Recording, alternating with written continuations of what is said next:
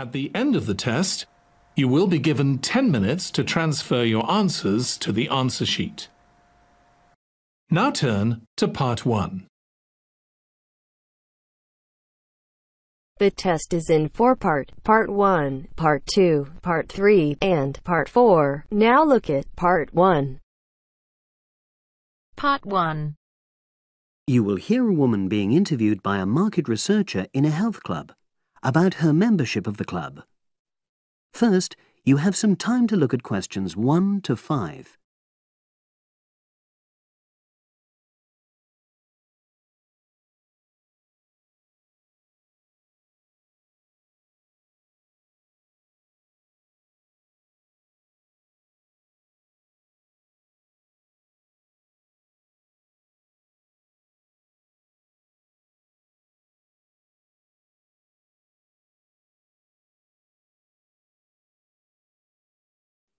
Now we shall begin.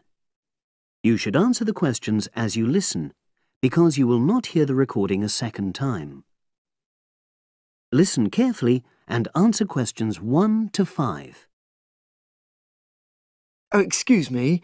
I wonder if you'd have the time to take part in some market research. What's it about? About this club and your experiences and opinions about being a member. It'll take less than 5 minutes. Oh, OK then, as long as it's quick. Can I start by taking your name? It's Selina Thompson.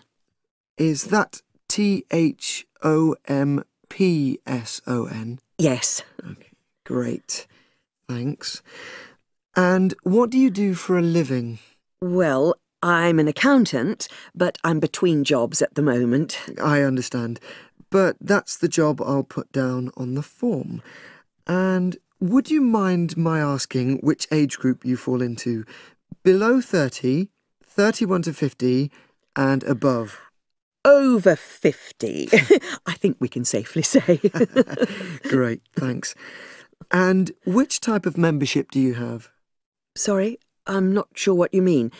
Do you mean how long? No, is it a single-person membership? Oh, right, no, it's a family membership. Thanks. And how long have you been a member? Ooh, let me see.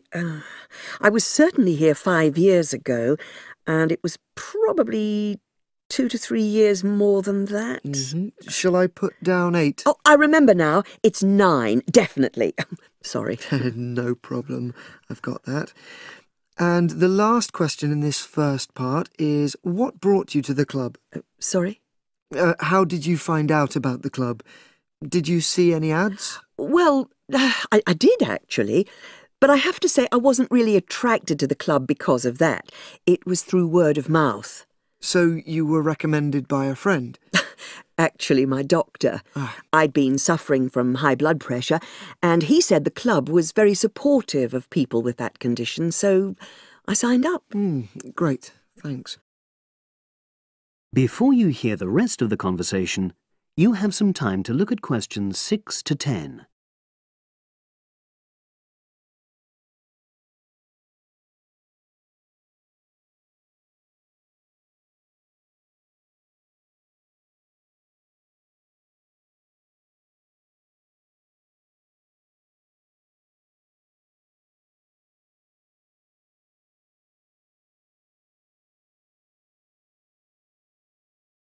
Now listen and answer questions 6 to 10.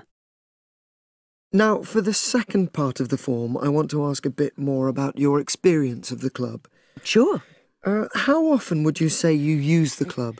It varies enormously, depending on how busy I am. Of course. But on average, per month? I'd say it averages out at twice a week. OK, so 8 on average. Yeah, and 4 of those are aqua aerobics classes. That leads me to the next question. Would you say the swimming pool is the facility you make most use of? Fair to say that, yep. Right, thanks. And are there any facilities you don't use? One area I realise I've never used is the tennis courts. And there's one simple reason for that. You don't play tennis? Actually, I'm not bad at it.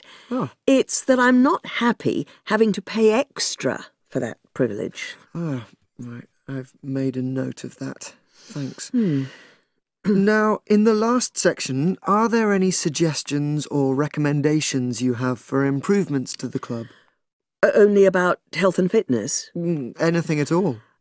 Well, I'd like to see more social events. Oh. It isn't just a question of getting together for games or classes, but other things, you know. Yes, sure. And another thing that I was thinking when I had my yoga class in the gym last night, we were all sweltering in the heat, was that I think they should put in, or, you know... air conditioning. That's exactly what I mean. The rooms are really light and well designed, but they do need proper installations. Sure.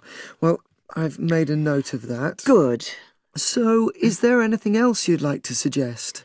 About quality of service, for example? Oh, everyone's very nice here. They couldn't be more friendly and helpful. Oh, but I tell you what, it's a shame the restaurant isn't open in the evening on Saturday. And Sunday as well, for that matter. Oh. So, the club should... open it later on those days. OK. Well, thank you very much. That's all the questions I have.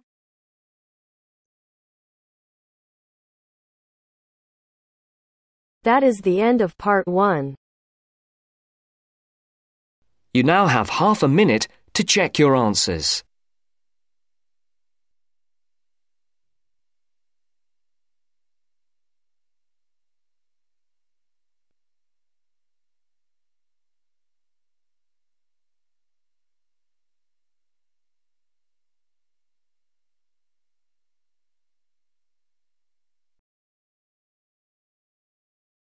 Now turns to part 2. Part 2. You will hear a telephone conversation about opening a bank account. First, you have some time to look at questions 11 to 17.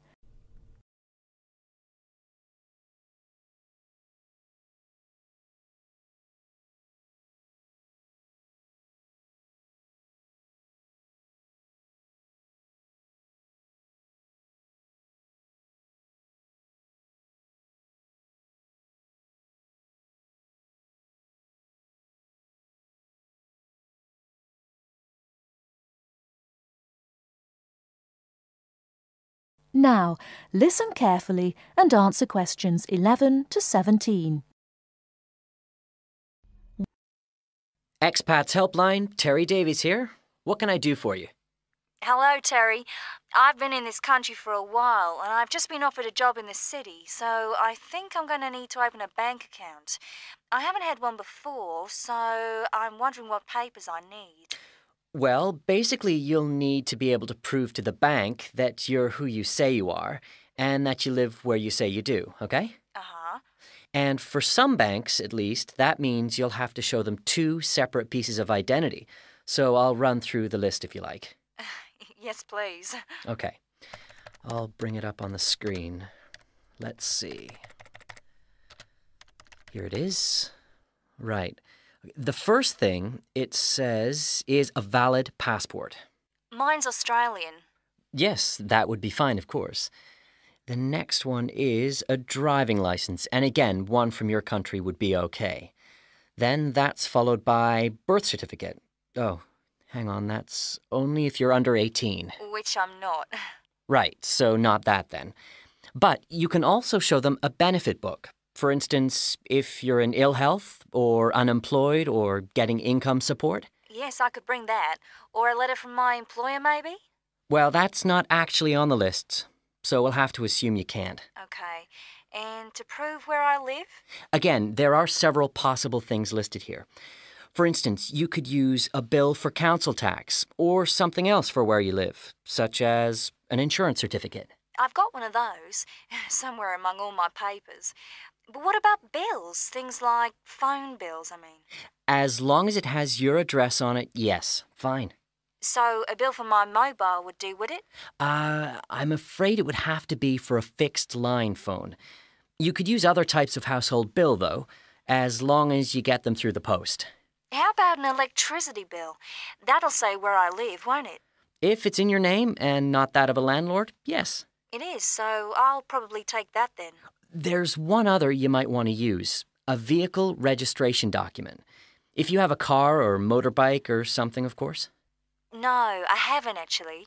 Now, I believe there's a bank actually inside the commercial centre, and I might open an account there, seeing as how that's where I'll be every day. Yeah, that would seem to make sense. I know people who bank there. I actually read about it in a city guide. My cousin picked it up when he was here a couple of years ago, and I made a few notes. Do you mind if I run through them with you now, just to make sure the details haven't changed? Fine, go ahead. Okay, first question. It's still a branch of the Popular Bank, is it? The one with links to Australian banks? No, it's actually been taken over by another big banking group, the Savings Bank. It still seems quite popular, though, especially with people doing business in the Asia-Pacific area. And when is it open, Monday to Saturday? I'll have to check their website for that. Give me a second or two, will you? Sure. Right. I've got it. Customer service, and it's just weekdays, I'm afraid. Does it say what their business hours are? I'm just looking for that. It's on a different page for some reason.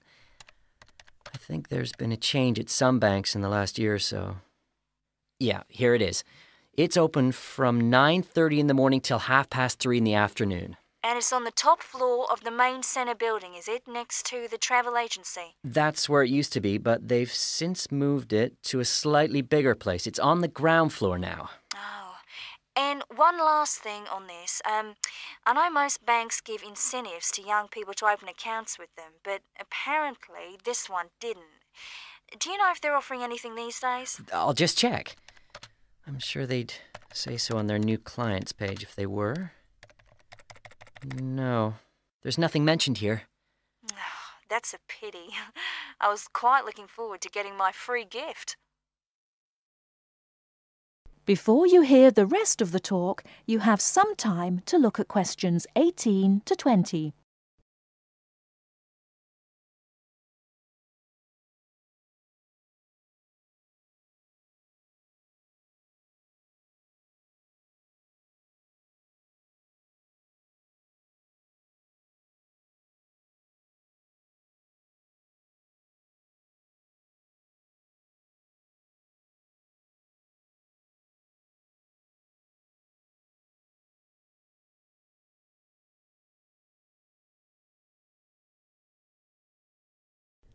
Now listen and answer questions 18 to 20. There are plenty of other banks within walking distance, you know. It may be worth shopping around to see what they've got to offer. Longer opening hours, including Saturdays, perhaps less crowded. Can you tell me how to get to a couple of them? I know where the commercial centre is, so that's probably my best starting place. Sure. For the Royal Bank, you need to turn left when you leave the centre, go along Market Street past the post office, and turn left up Bridge Street past the Shaw Theatre. Then you take the first right. You'll see an internet cafe on the other side, and the Royal is just a bit further along on the right, directly opposite the Park Hotel. Okay, I've got that.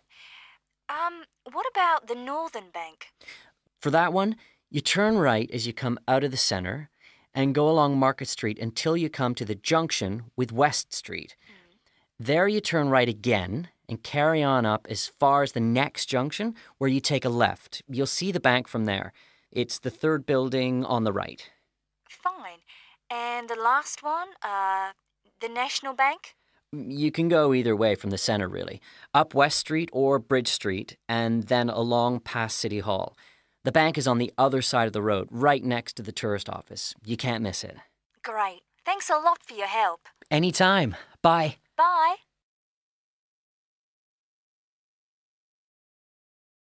That is the end of part 2. You now have half a minute to check your answers.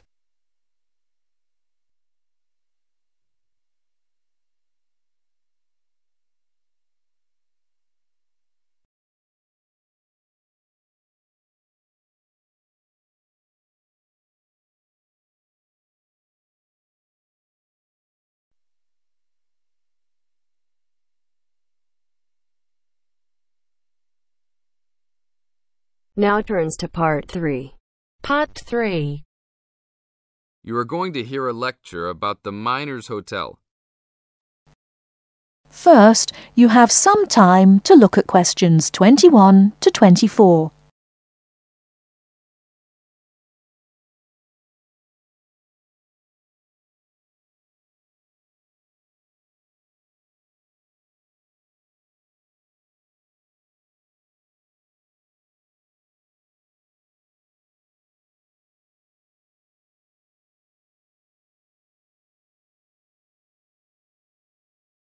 Now, listen carefully and answer questions 21 to 24. Good evening and welcome to the Miner Hotel. We are pleased to have you as our guest. I will give you a brief information session to tell you everything you need to know to make this a pleasant stay.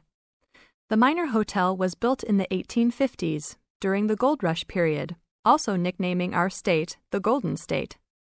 People from all over the country and even from other countries came to seek their fortune here in these hills, creating cities overnight. In this city, many Gold Rush hotels soon opened up. This particular hotel was built in 1851, but was destroyed during an earthquake. It was rebuilt in 1995 to recreate the feel of the Gold Rush, complete with articles and actual photographs from during the 1850s. Our hotel is divided into two buildings, one called the Gold Tower and the other is named the Fortune Tower. You will be staying in the Fortune Tower on the 25th floor, complete with great views of the city. Your room is the best room in the hotel, complete with private living room and hot tub. Here is your room card. On the card it will say FT, meaning Fortune Tower. On the bottom of the card it will say 2515. The 25 stands for the 25th floor, and the 15 stands for the 15th room on that particular floor. Before you hear the rest of the talk, you have some time to look at questions 25 to 30.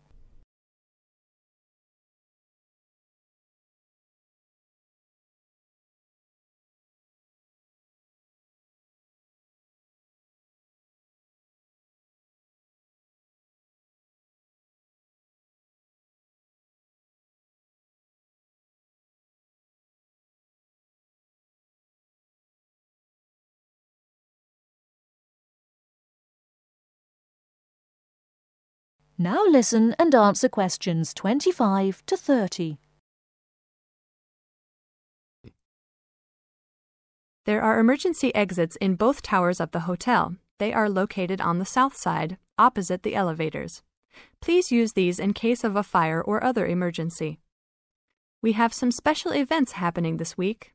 Our Miners Diner is offering a special Miners Buffet dinner this Friday and Saturday for only $20 per person. This special includes all food, not including drinks and alcohol, and shows for the night. The buffet will be available from 5 to midnight.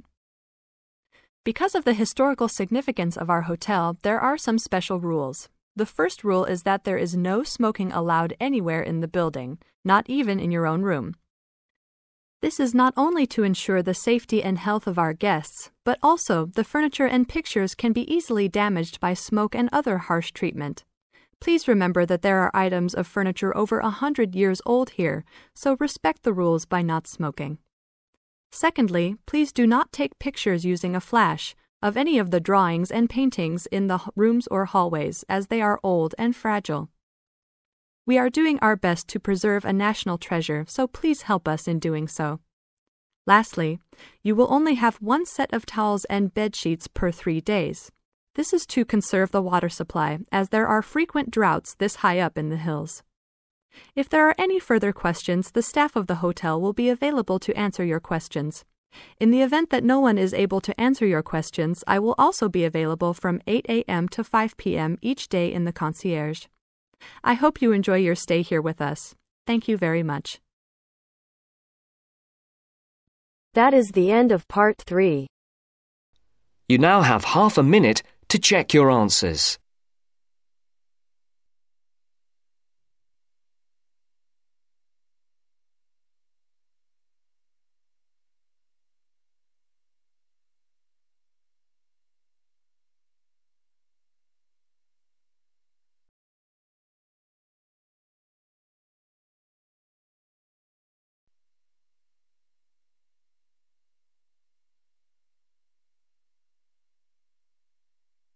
Now turns to Part 4.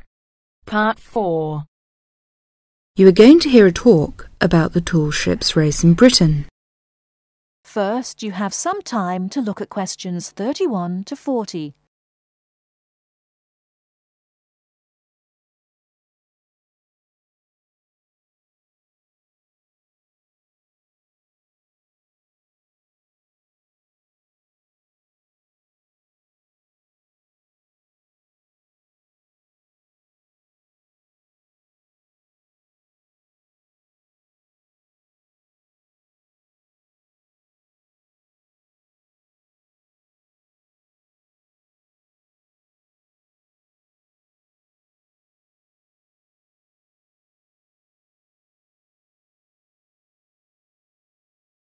Now listen carefully and answer questions 31 to 40. In July 1956, a fleet of 21 sailing ships from 11 countries raced each other from Torbay in Devon to Lisbon. The ships had been converted from cargo carrying to sail training ships. However, their future seemed uncertain, and the purpose of the gathering was to mark the passing of the age of the sail. What happened instead was that the sailing ships refused to say goodbye, and 2 years later they raced again, and the fleet was even larger. It was then that the title The Tall Ships was given to them, and the name remains today. The original organisers, the Sail Training Ship International Race Committee, now called the Sail Training Association, saw that a new international movement had begun, adventure training under sail. As race succeeded race, it became clear that the events had more to do with bringing adventure and widening the horizons of young people than of commemorating the passing of sail. Now, sail training ships began to be specially built, and young people from all walks of life wanted to participate. Now, to compete, a vessel has to satisfy just 3 requirements. It has to have a minimum waterline length of 9.09 metres. Half its crew must be between the ages of 16 and 25, and its principal means of propulsion must be a sail. Since 1972, the race has been sponsored by Cutty Sark Scots Whisky, and it has started to attract huge crowds of spectators. In 1984, more than 250,000 people lined the River Mersey in Liverpool to watch the fleet set off. And in 1986, 2 million spectators joined Her Majesty Queen Elizabeth at Newcastle upon Tyne to watch the parade. 1989 was the year that the spectacular Cutty Sark Tall Ships race started from London. A grand fleet of up to 100 vessels gathered on the River Thames near Tower Bridge on Tuesday the 4th of July. The only thing that the racing yachts, ancient and modern, had in common was their young crews. Few were expert sailors, and the majorities were strangers to the sea and to each other. Between Tuesday the 4th of July, when the fleet began to assemble, and Saturday the 8th of July, when the ships took part in a grand parade of sail down the River Thames, vessels were berthed on either side of Tower Bridge. Some were moored in the Pool of London, opposite the Tower of London, while others were moored to the east of Tower Bridge. Smaller vessels were accommodated in St. Catherine's Dock. Many of the larger ships were open to the public. It was an amazing and historic spectacle as the ships sailed slowly up the River Thames. That is the end of Part 4. You now have half a minute to check your answers.